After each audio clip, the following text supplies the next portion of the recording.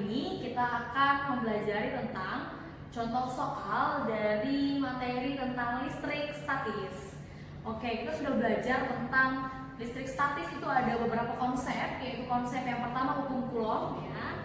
Jadi kita akan belajar tentang medan listrik. Hari ini saya akan memberikan contoh soal tentang hukum Coulomb. Oke. Jadi soalnya begini.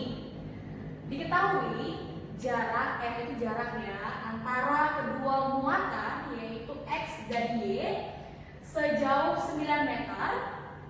Nah, sedangkan muatan X itu sebesar 3 mikrocoulomb, muatan Q itu muatan Y itu sebesar 1 mikrocoulomb. Masih ingat ya, kalau mikrocoulomb, mikro itu 10 pangkat negatif 6. Jadi kita harus konversikan ke coulomb dikalikan 10 pangkat negatif 6. Nah, karena kedua buah benda ini atau kedua muatan ini X dan Y terpisah sejauh R, nah jika ada dua buah muatan berinteraksi terpisah sejauh R, maka dia akan mengalami yang namanya gaya Coulomb atau gaya kelistrikan. Oke. Nah, berapakah gaya yang terjadi antara X dan Y? Maka dari itu kita gunakan persamaan hukum Coulomb, di mana persamaannya adalah F sama dengan K. F ini force, K ini konstanta. Konstanta itu besarnya selalu sama. Konstanta itu 9 kali 10 pangkat 9 Newton meter kuadrat per coulomb kuadrat. Ini selalu begini ya, tolong diingat-ingat. Dikali dengan Qx atau muatan X dikali dengan Qy atau muatan Y dibagi dengan kuadrat jarak dari X dan Y tersebut. Oke, kita selesaikan, substitusikan satu persatu ke persamaan. K sama dengan K dikali 3 kali 10 pangkat negatif 6 dikali 1 dikali 10 pangkat negatif 6 dibagi dengan 9 kuadrat. Setelah itu tinggal diselesaikan. 3 dikali 1 3, 10 pangkat negatif 6 ditambah dengan 10 pangkat negatif 6 itu 10 pangkat negatif 12 ya, dibagi dengan 9 kuadrat itu 81.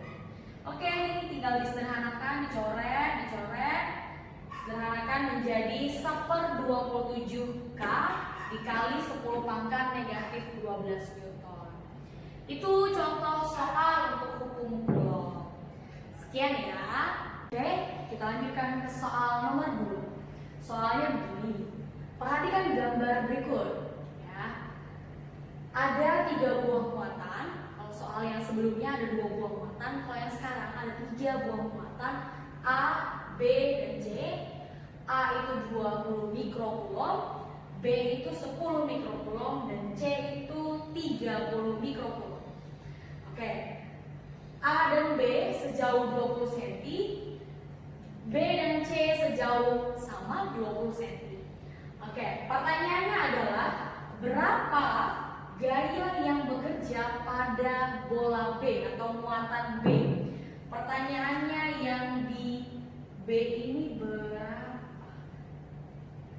Oke, berapakah F-nya? FB. Nah, FB ini harus dihitung dengan memperhitungkan A dan C. Jadi kedua bagian di sisi lain A dan C, bola A dan C itu sama-sama memberikan pengaruh berupa gaya Coulomb atau gaya kelistrikan terhadap titik B. Gitu ya. Jadi nanti kamu harus cari FA dan FC yang mempengaruhi FB, gitu ya.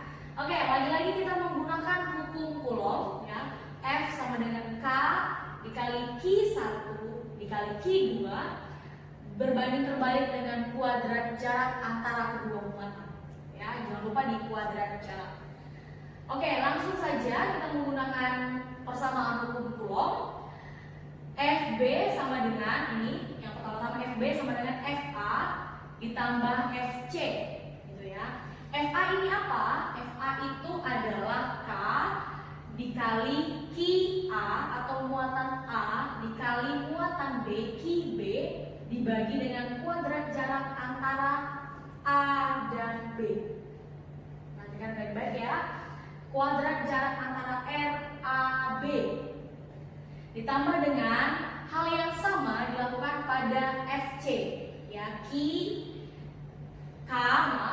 dikali QB dikali QC dibagi RBC kuadrat. Jadi sekarang jarak yang diperhitungkan antara B dan C, begitu ya.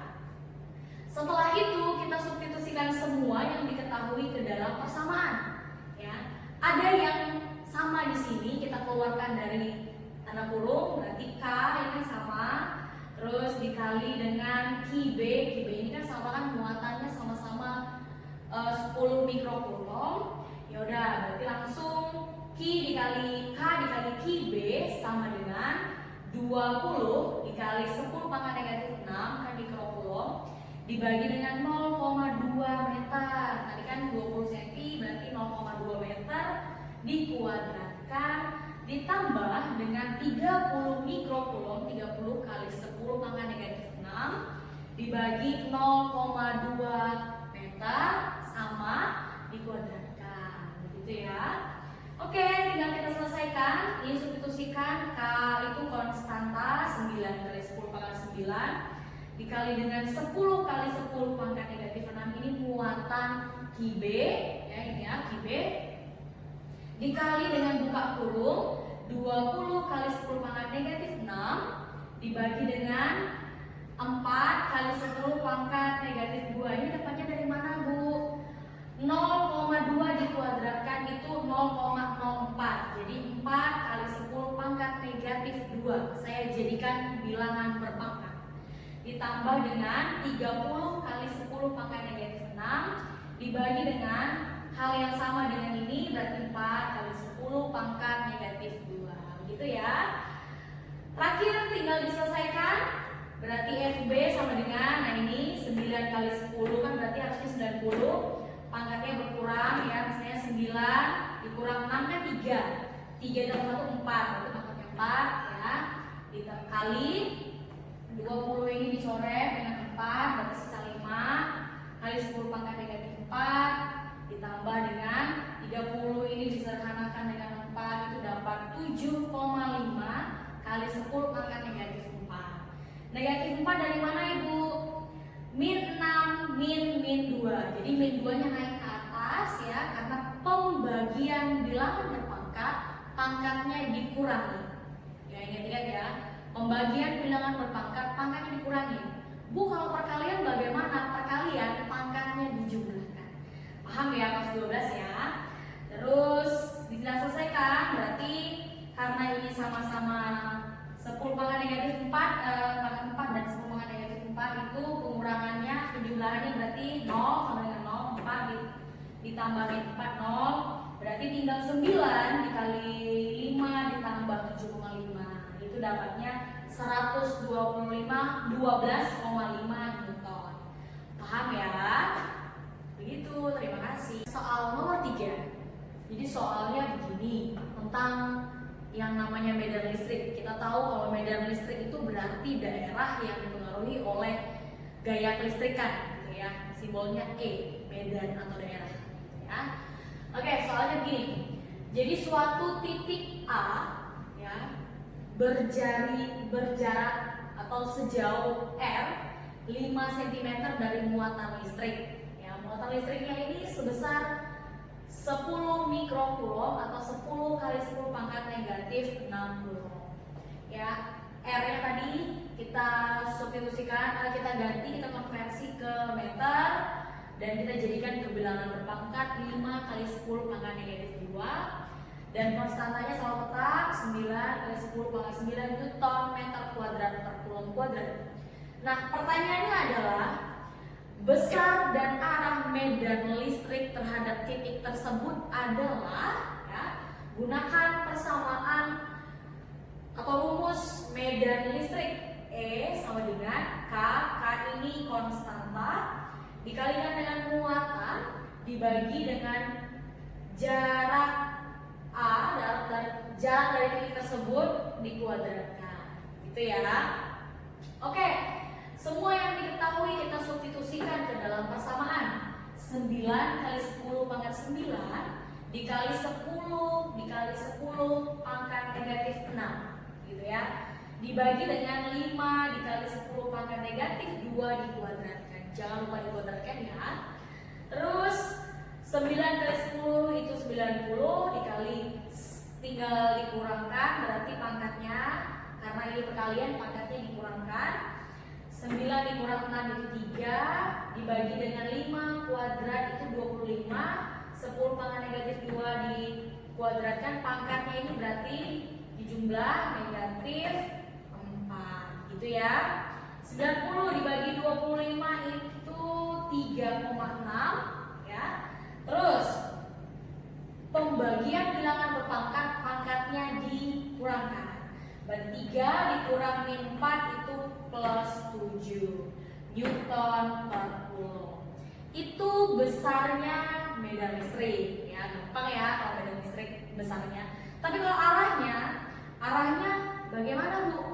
Karena ini muatan yang menuju ke titik itu muatan positif, jadi muatan positif ini cenderung menjauhi atau keluar daripada medan gitu ya. Jadi arahnya menjauhi titik, simbolnya seperti ini. Jadi ada bulatan disilang gitu ya, ada bulatan tinggal disilang gitu. Oke, sekian dulu, semoga paham ya. Terima kasih. Oke, kita lanjutkan ke soal nomor 4 ya, ini tentang hukum Gauss. Jadi hukum Gauss itu menyatakan bahwa flux listrik atau yang disimbolkan dengan lambang seperti ini, flux listrik itu sama dengan banyaknya medan listrik atau garis-garis listrik yang menembus suatu bidang permukaan. Misalnya saya punya bidang seperti ini, ada medan listrik, garis-garis medan listrik yang menembus permukaan, inilah itu adalah flux listrik. Begitu.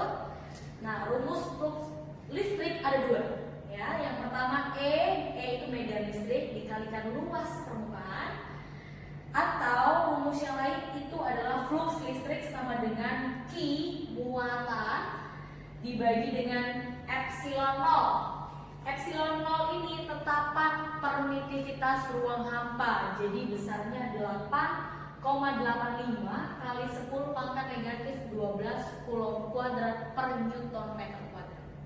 Gitu ya. Oke, kita lanjut ke soal.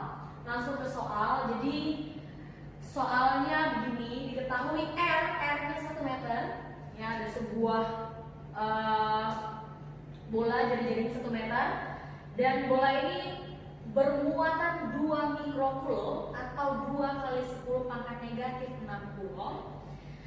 Dan diketahui permitivitas ruang hampa konstantanya selalu gini ya, 8,85 kali 10 pangkat negatif 12.